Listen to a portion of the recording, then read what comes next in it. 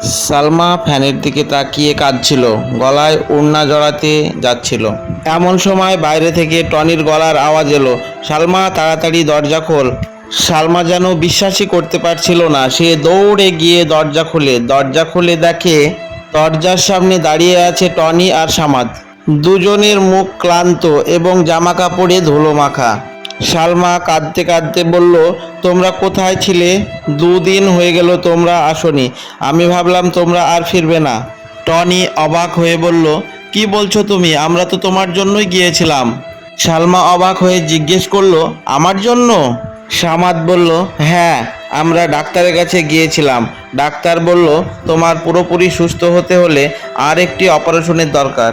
সেই জন্য আমরা টাকা জোগাড় করতে গিয়েছিলাম। টনি বলল, আমরা 2 দিন ধরে টাকা জোগাড় করার জন্য ঘুরেছি, কিছু টাকা ধার করেছি আর কিছু টাকা আমাদের জমানো ছিল, শুধু তোমাকে পুরোপুরি সুস্থ করার জন্য।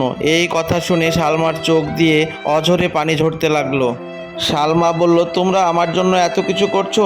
আমি তো সম্পর্কে তোমাদের কেউই না। টনি শান্ত হয়ে বলল, কে বলেছে তুমি আমাদের কেউ নাও? তুমি আমাদের পরিবারেরই একজন।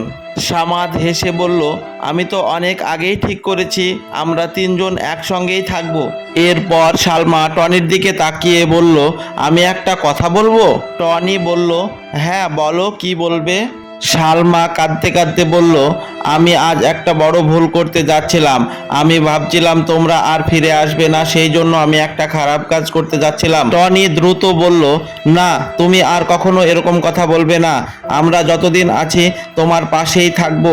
কিছুদিন পর তারা ডাক্তার দেখালেন। ডাক্তার হেসে বলল, রিপোর্ট সব ভালো আছে, এখন ওর আর অপারেশন করা লাগবে না, ও এখন অনেকটাই সুস্থ।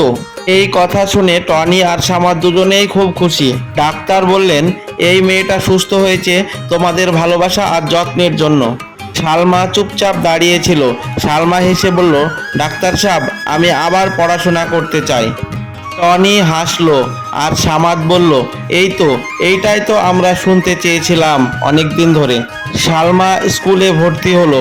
ধীরে ধীরে তার জীবন নতুন করে তৈরি হলো।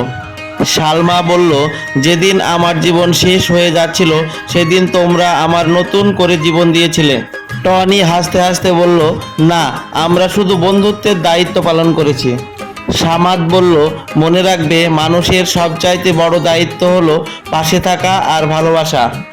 3জন একসাথে দাঁড়িয়ে আকাশের দিকে তাকিয়েছিল।